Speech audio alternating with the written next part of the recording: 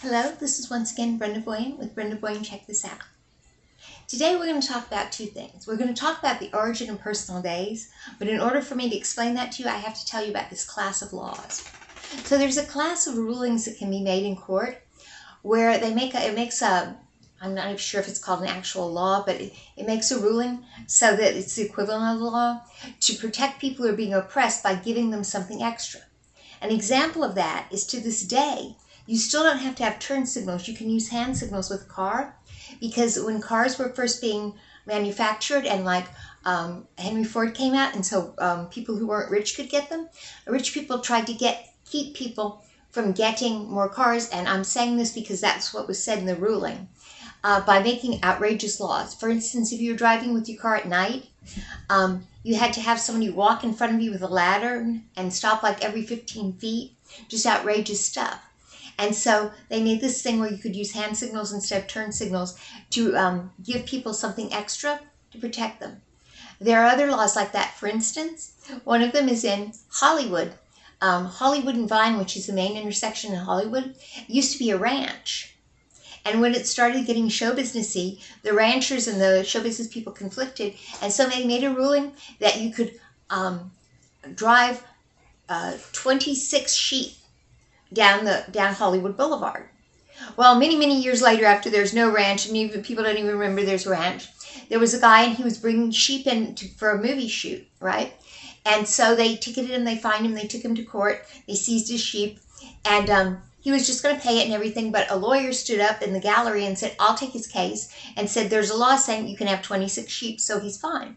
Well, the judge said, okay, well, obviously this law wasn't protecting him enough because he got arrested and fined and his sheep were seized. So, but it did protect him some because the lawyer stood up and put his case forward and he won. So the judge increased the number of sheep that could be driven down Hollywood Boulevard from 26 to 39 because he took the 26 and put it in half because half it wasn't working and half it was.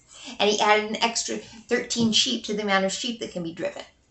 Also, credit firms like Experian and all those things that give you credit score, that's actually illegal because they don't show the people, okay, this is their credit stuff and this is what they did and let the people make a decision. They say, here's your credit score, here's how likely they are to pay, and that's considered slander, which is illegal.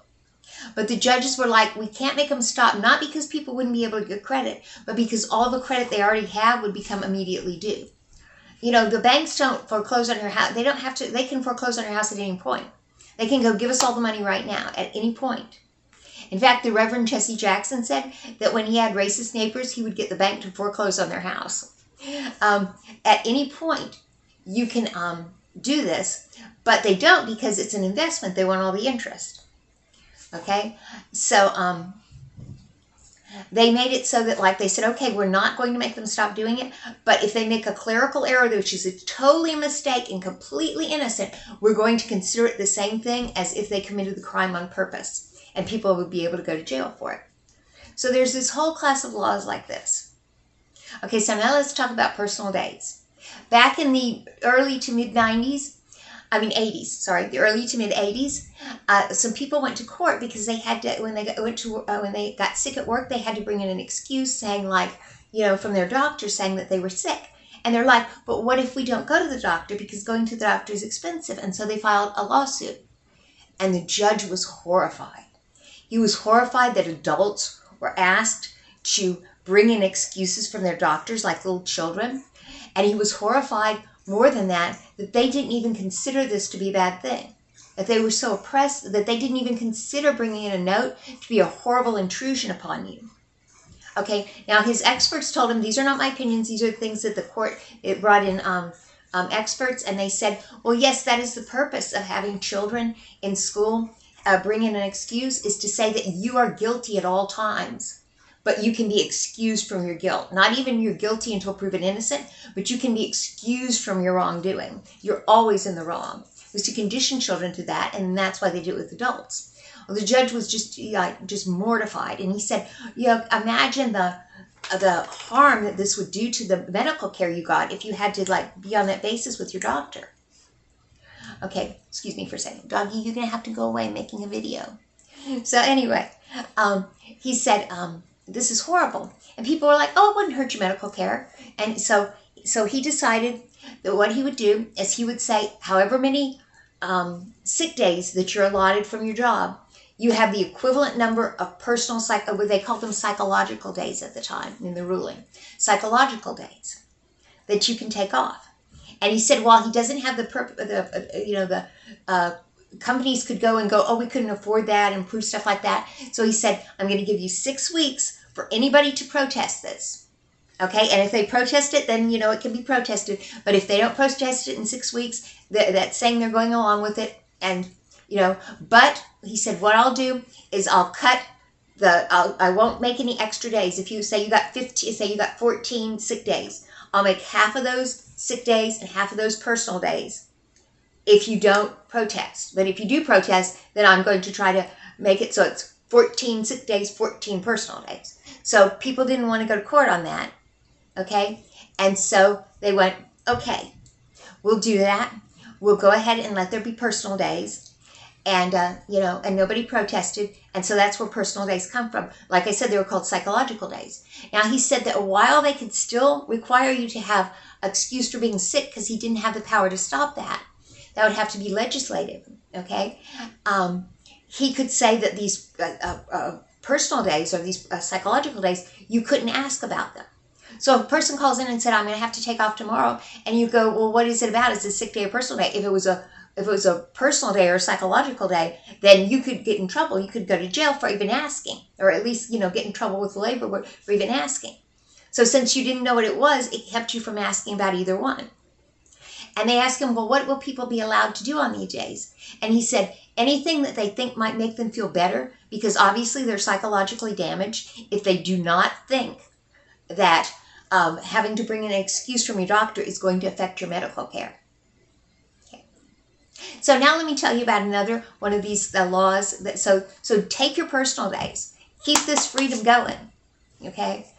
I think that was one of the best rulings ever made in all of rulings ever.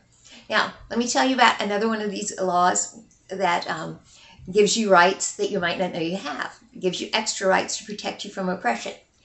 In also the mid-'80s, early 80s, mid-'80s, there was a case brought by IBM against this guy. He had worked for 20 years. He was 2 weeks from his pension, very good employee and everything. And they said that he stole a pen. And so they weren't going to give him his pension. Okay, so this went to court, right? And it turned out that it was true and that he hadn't even stolen a pen, okay? But the judge was like, well, they should still just prorate it and stuff. But we're taught on TV, well, you do something, then you don't get your pension. Okay, and he was like, I'm so horrified. I didn't think that IBM would do something like that. And it was explained to him by his experts. I'm not saying this. I'm not saying it's true. I'm just saying the experts told him that, yeah, that's why they had IBM do it. Because it's such a prestigious company that, they would be believed. And he said, the judge said, I had no idea there was this kind of collusion to oppress people among companies. And yes, there was. So he made a ruling to protect people. He said that office supplies are a perk of your job. So if you take pens, if you take paper, if you take batteries, okay, that's not illegal. You're allowed that. That's a perk of your job. That's part of the stuff that is you're supposed to get. Okay, that's why a lot of companies have the battery closet hidden so people won't take batteries. So this is some information. Keep pushing forward for your rights. Have a wonderful day. And now you know a little bit more about the law, and now you know a little bit more about where you can get some free stuff that's already owed to you. It's not free. It's part of your salary. So thank you very much. This is Brenda Boyne. Check this out. Please like and subscribe. I haven't posted a video for a long time because I was out of the state. In the future, I will arrange to post my videos even if I am out of the state. And I only post one video a week, so if you subscribe to me, it won't be a burden on you. You won't get so many videos. Okay? Thank you. Have a wonderful day. And Brenda Boyne, check this out.